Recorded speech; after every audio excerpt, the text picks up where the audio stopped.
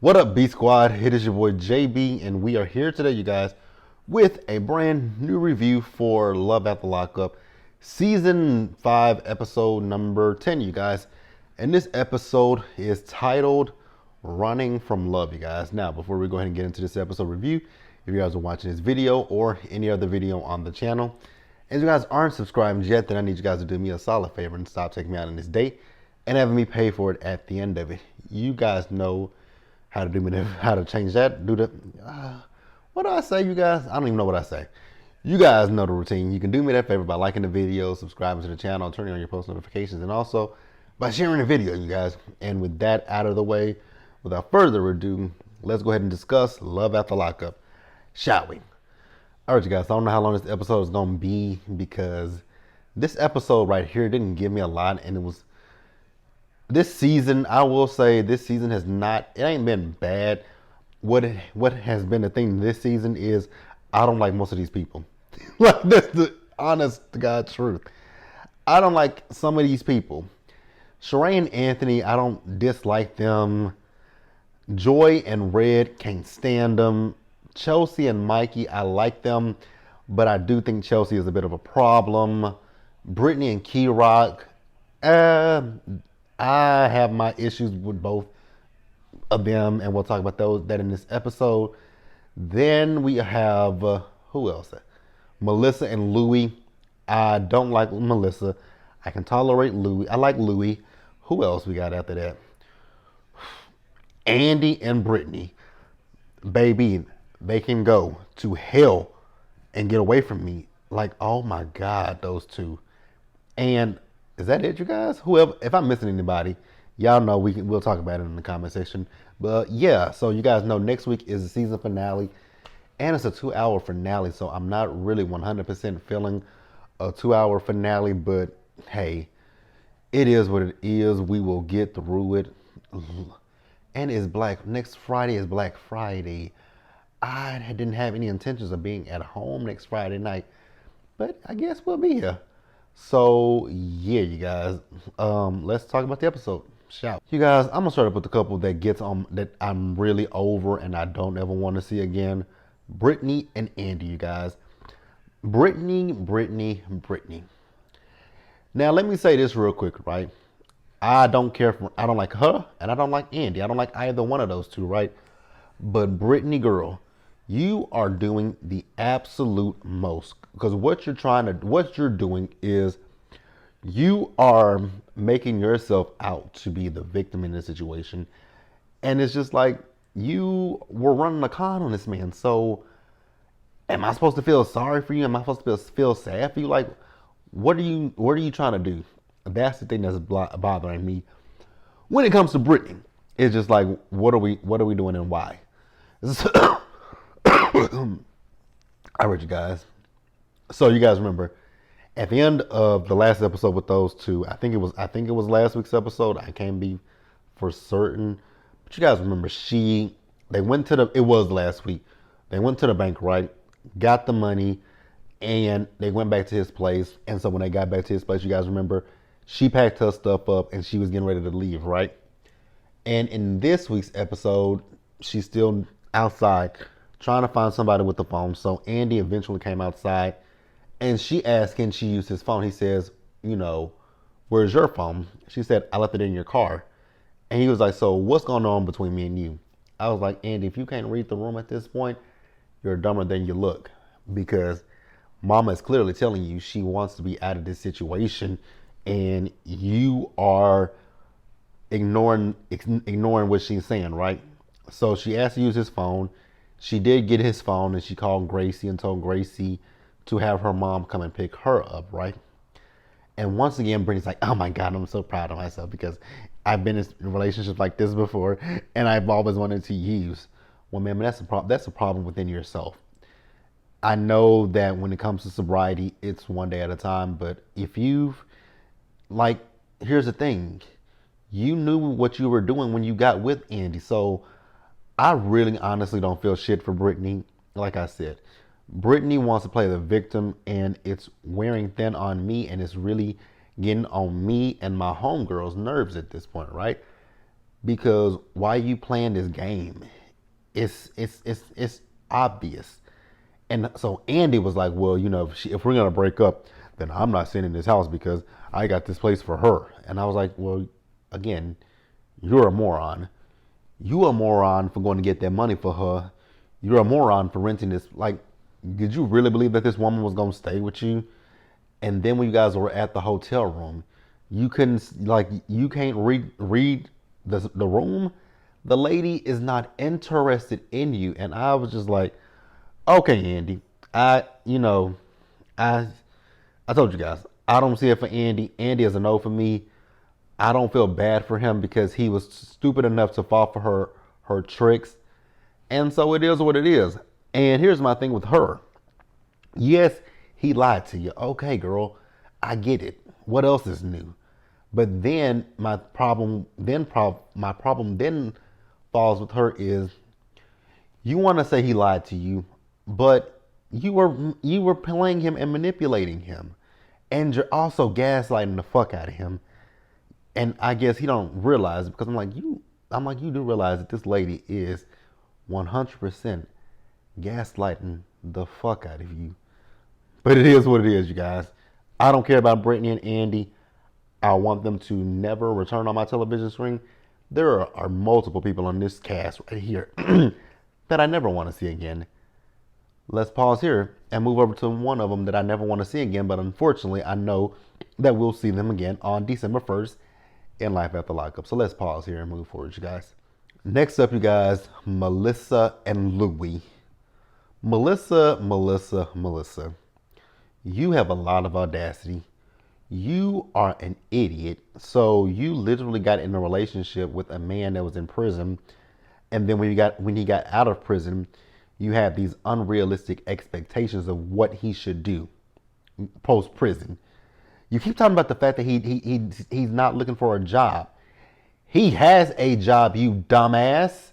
It might not be what you want him to get, but he has something that is bringing money in. And it's a process for him to get from Georgia to New Jersey. Louie. Listen to me and listen to me clearly, my friend. Don't you take your ass to New Jersey because, yes, she got issues with your mama, right? And that's fine, right? And yes, Donna is a lot. I'd rather you be with Donna than with Melissa. Melissa has no respect for you whatsoever. Now, Louis is hilarious. So he was driving his car and he said he felt like there's something wrong with the car. Then this fool got out and kissed the car. I was like, okay, Louis. Now, Louis is talking to Donna. He's telling Donna how, he told Melissa about the car and Melissa got upset about it. Now, what I will say, when it comes to Melissa being upset about that car, she has every right to feel the way she felt, especially since she's paying for your teeth. But in the same token, Melissa, you are the one who took him to this appointment. From what we saw, he never asked you to take him anywhere to see anything about his teeth. So you're the one that has this vanity about his teeth. But he does have issues with his teeth, right? But he never said anything. So I get how Melissa feels a way about having to pay for it. And I get it. But I think also Melissa is a few screws short of a Happy Meal. You know what I'm saying? I just feel like she's, I just don't think she's working with a full deck either. Now, Donna is talking to Louis. Louis is telling Donna how she got upset about the car, right? Donna feels opposite of what I felt. I was like, when it comes to Donna, I like Donna, but I'm like, yeah, Donna, I'm starting to see you. This got to be your only son, and so you gonna take up for whatever he say, right? Even if he's wrong, because I do feel like part 50-50, right? Melissa was the one that wanted him to get something done to his teeth, but they are his teeth. They are his teeth, so why should Melissa have to pay for his fucking teeth? I get it. I ain't upset about that. Now, they're talking about Louis going to the dentist to get his teeth pulled, right? So Donna is thinking she's going to take him and bring him back home. He said, oh no, Melissa's going to do that. And so he called up Melissa about this, right? And Melissa told him, Unfortunately, she's not going to be able to come because something came up at work. And so he says, okay, well, I guess I have to ask my mom to take me. And then this dingbat got mad at him about that. I was like, Melissa, how stupid are you? Are you stuck on stupid or are you just dumb as fuck? You do know when you go somewhere to get any kind of surgery done, they put you under some kind of an anesthesia. Even if they put you on a laughing gas, if they put you on a laughing gas or sedate you, especially because I need to get my wisdom teeth pulled, right? And the place that I go to, I can't drive myself there and leave. I have to have someone go. I have to physically have someone go with me so that I can get my teeth pulled out, and then they drive me home. They're not gonna. So, and he is getting teeth, and again, he is getting teeth pulled. So Louis needs someone that can go with him. And she's feeling the way about Donna. I'm like, this is a pissing match between Donna and Melissa. They're both vying for his heart. And Donna doesn't even need to vie for his heart because you're his mother. Now, Melissa, like I said, she's a few chicken nuggets short of a Happy Meal. Oh God, I hate the fact that we have to see Melissa in Life After Lockup. Okay, so next up, we see Louis, right? Louis went to the office, dentist's office, to get the work done on his teeth, right? Now there's an issue with their pipes, so he may or may not get them done, right? So he called Melissa up to let Melissa know that, hey, I may get them done, I may not get them done, right? And Melissa's like, so you're gonna go back home by yourself? He was like, my mom is here. And so she flipped out on him, and I was like, girl, why are you flipping out about the fact that his mama is there? Once again, this is oral surgery. They are yanking the man's teeth out of his mouth. I really can do without her. I really can't do without Melissa. But again, like I said, we got to see her again. So he called her up on FaceTime and realized she lied to him about a work emergency. And the fact that this woman had the audacity to tell him he's not being a man, he needs to boss up, and he's acting like he's 20 years old. I was like, now Melissa, we are not gonna go there, sister, because you act like you 16 years old, still stuck in high school. The way you talk about Louis, like, Melissa, go straight to hell. And then I gotta see this woman. Then we see Donna playing matchmaker with the I don't know if she's a dentist, if she was a dentist, but I think it said dental hygienist or something like that. Louis, you know what? And then Melissa said she want to be on the break. Go for the break, Louis, and I'm cool with that. I'm fine with that. Do what you got to do. I don't give a fuck about. I don't care about Melissa. I really don't want to see Melissa again, you guys. Let's pause here and move forward. All right, you guys. So this isn't somebody on the list. These aren't people that's on the list that I say I don't care if I see them again, because I do like them to an extent. What I will say with them is I think that they're very young, and it is Brittany and Key-Rock, right? Brittany and Key-Rock, I think that they're just way too young to be trying to get married. I think they're way too young to be trying to have kids. The way that Brittany acts, you would think that Brittany is a woman of a certain, you would think that Brittany is in her late 30s, early 40s, or even her 40s going into her 50s.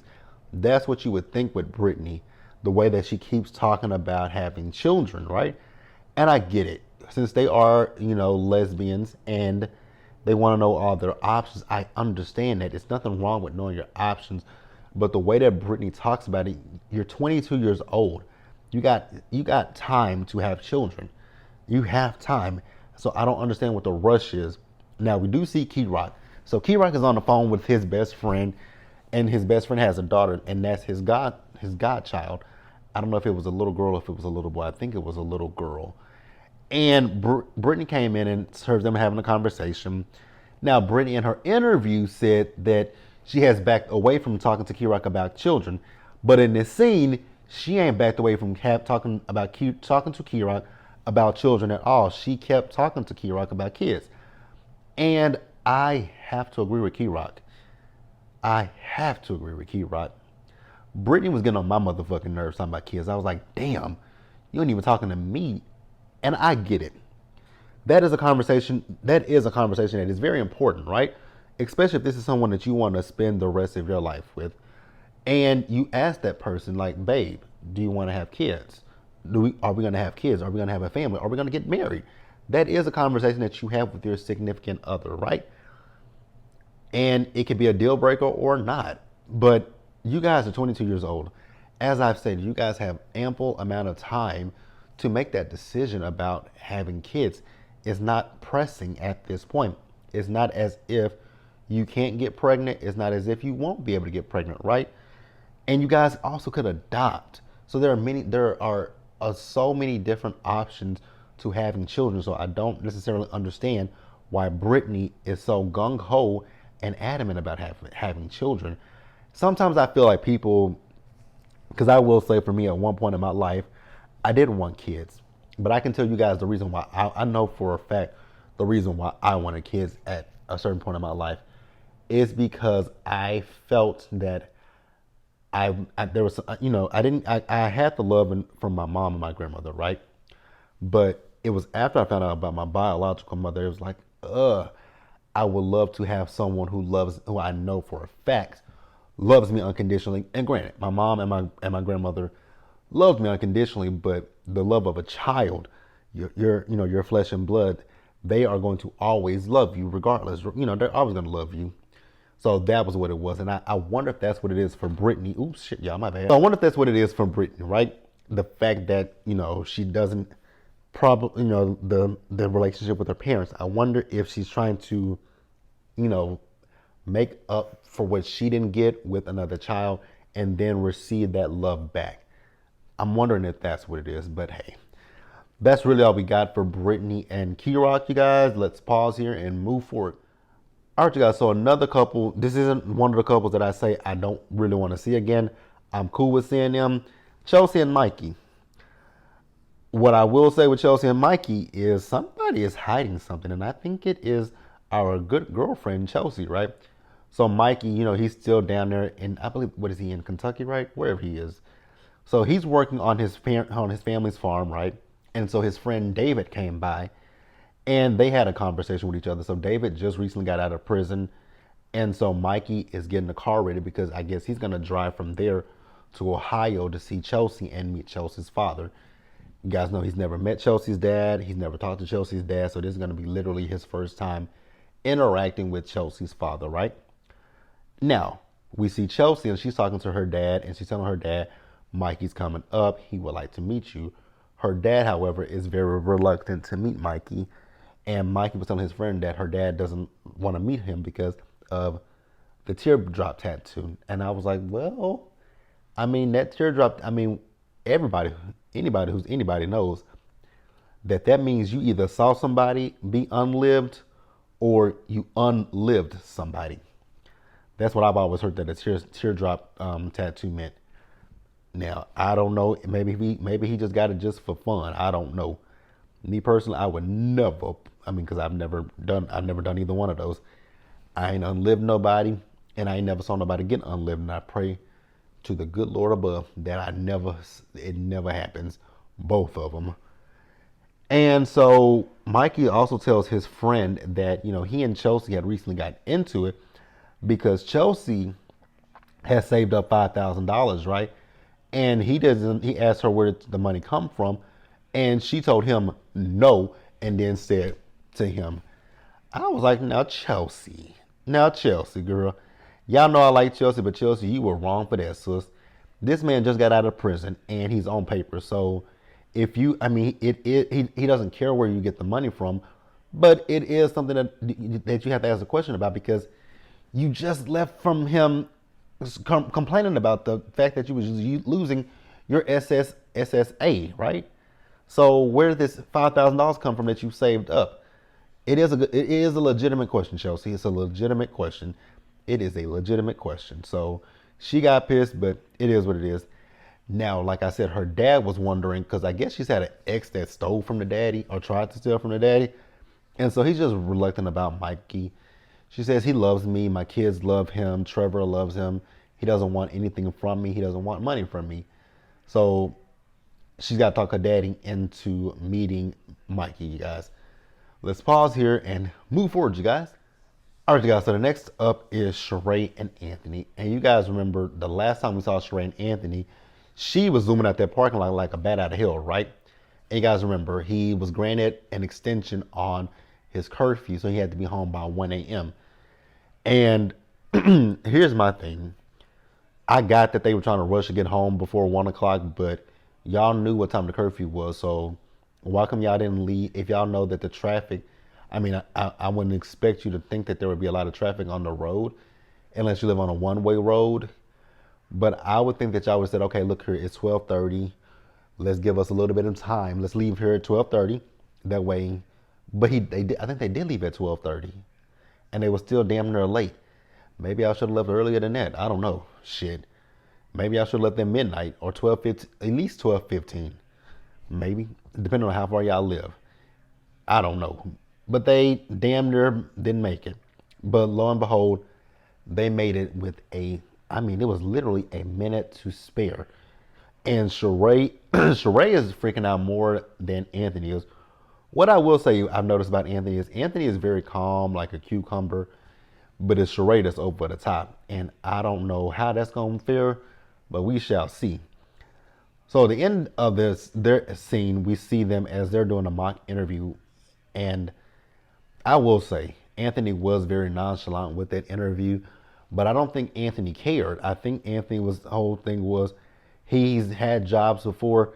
He knows how to interview, so I think he felt like that was kind of a waste of his time. But Sheree was, in her feelings about it. And I was like, why? I get it, she works in HR, but girl, what they got to do with you? You gonna get him a job? I'm just asking the question.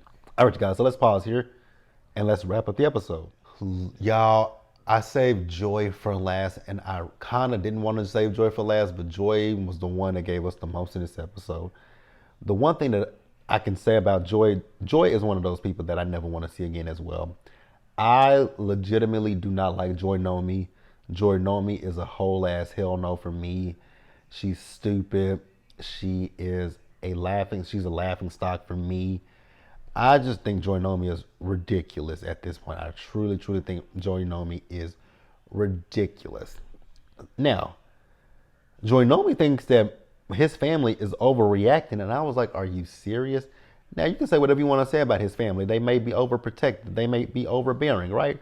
But that man was in prison for 10 years, and they took time out of their lives to go and visit him.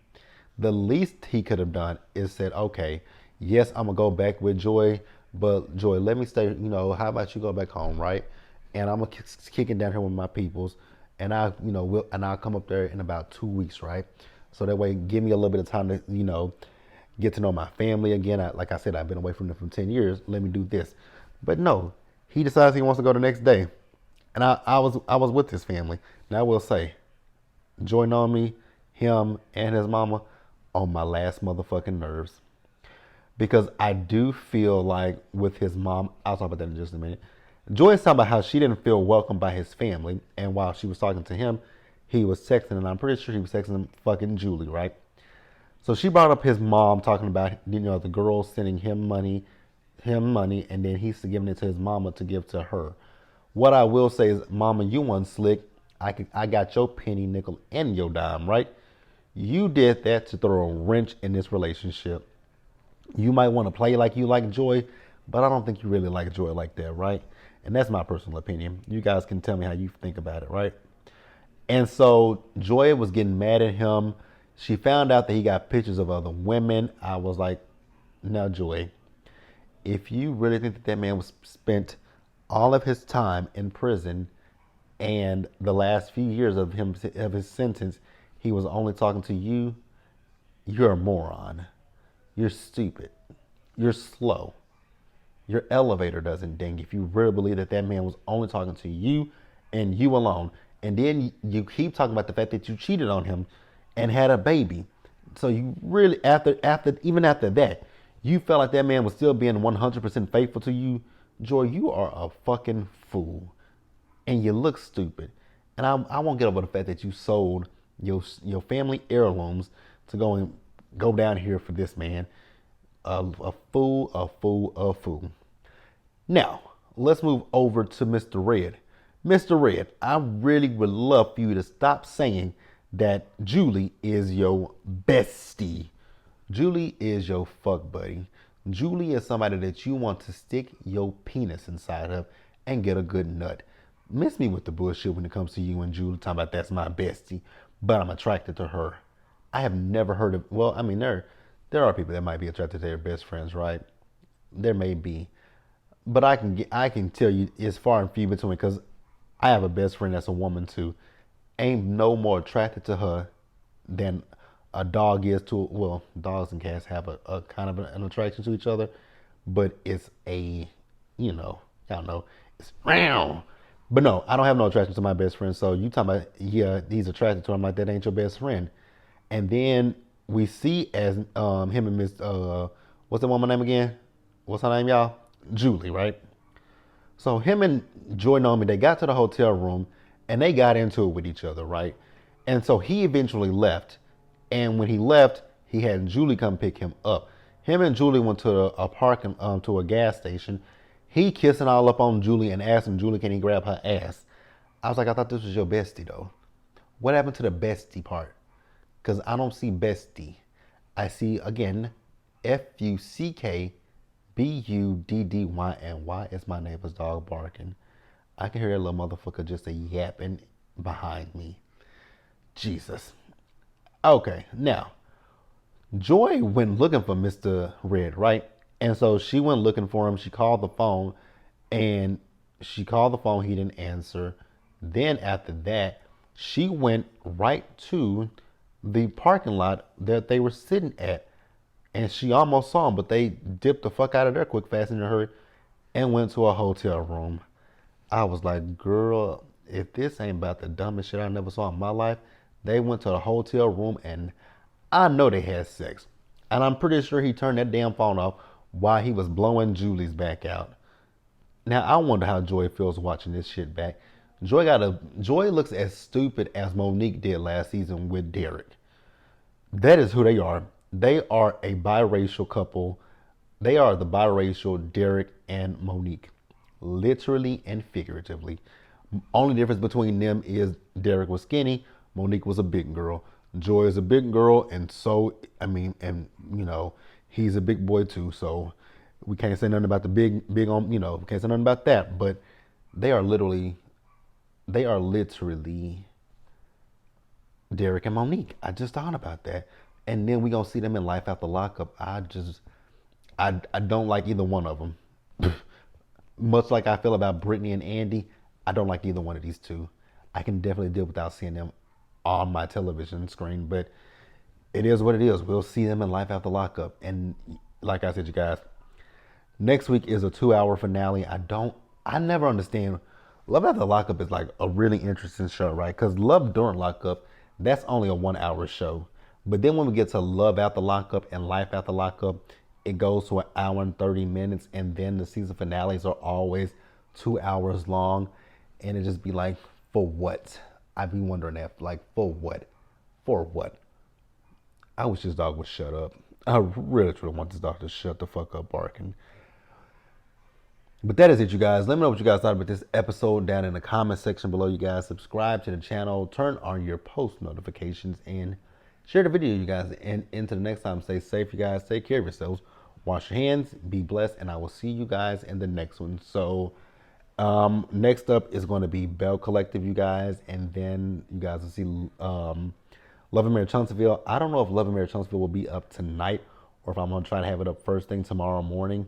And then I'm going to do The Golden Bachelor.